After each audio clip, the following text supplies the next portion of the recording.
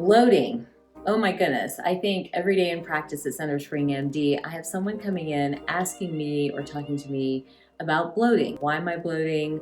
Why does my stomach hurt? Everything I'm doing, every food I eat bothers me. This is something that's becoming more and more of an issue. In fact, I was just talking to someone actually, and they were saying when they go to Europe or go to other countries, they can eat anything. They can eat gluten, sugar, dairy, and they have absolutely no issues with bloating. But the minute they land back on US soil, all that bloating starts again. Now, bloating has many causes, and I definitely don't want to dismiss any of them. We know that at its fundamental level, bloating is an intolerance to certain foods. So maybe there's something you're eating that you're not able to digest or break down very well. One of the most common patterns that I keep finding in the exam room when it comes to bloating is something called fat malabsorption.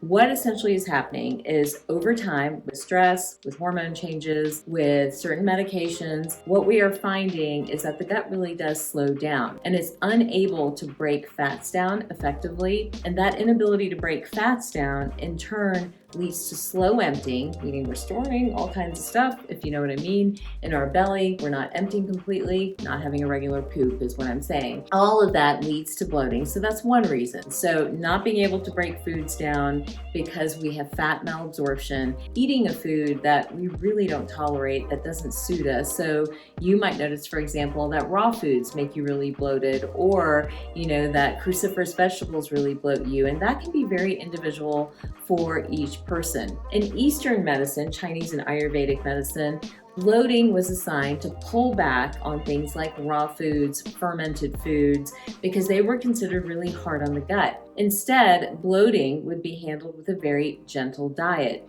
Things like khichdi that had been cooked under pressure and allowed to soak, all the lentils soaked over a period of time, which in turn would lower the histamine response and make it easier to digest.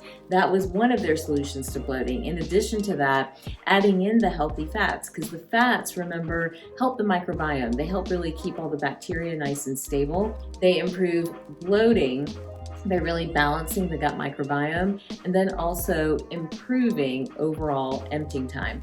So the fats would play a big role. So everything from a little bit of ghee, like a quarter teaspoon of ghee, to about a tablespoon of MCT oil every day. Those were things that were considered to help to really solve bloating. So that was another direction to go in if someone was dealing with bloating. In addition to that though, remember, beyond food and just the actual digestive process, bloating could also be from a hormone imbalance. Many folks don't realize that.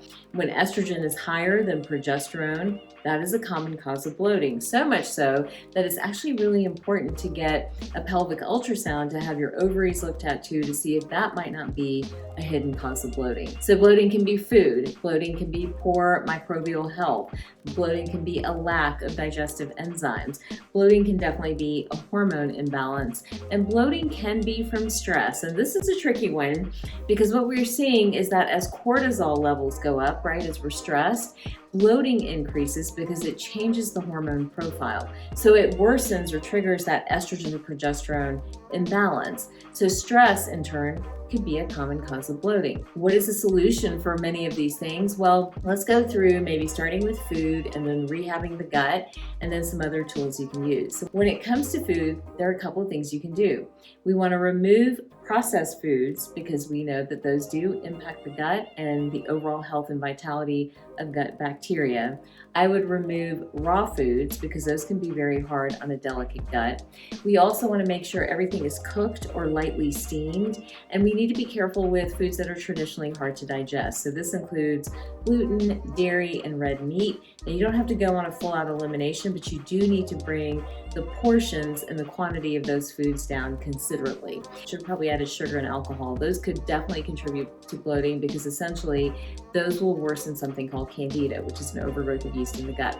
So those are some of the early steps I would take if you're dealing with bloating and not sure where to begin. Now, after that, what can you do? So most people want to go for a probiotic, which is not a bad idea as long as that is a multi-strain probiotic, right? It has multiple different types of bacteria in it, and it especially has things like S. boulardii, and it has lactobacillus and bifidobacteria in it.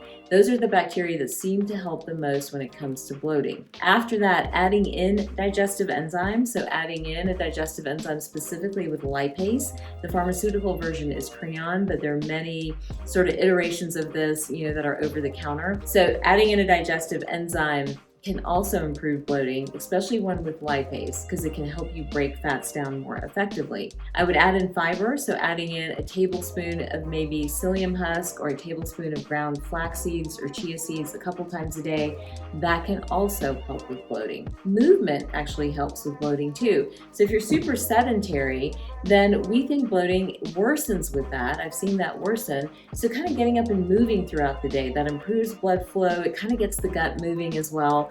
That can help you with bloating too. So trying to move in these 10-minute bursts 2 to 3 times a day, that can also be a solution to bloating. All right, I post new videos every week. Don't forget to subscribe. I'll see you guys next time.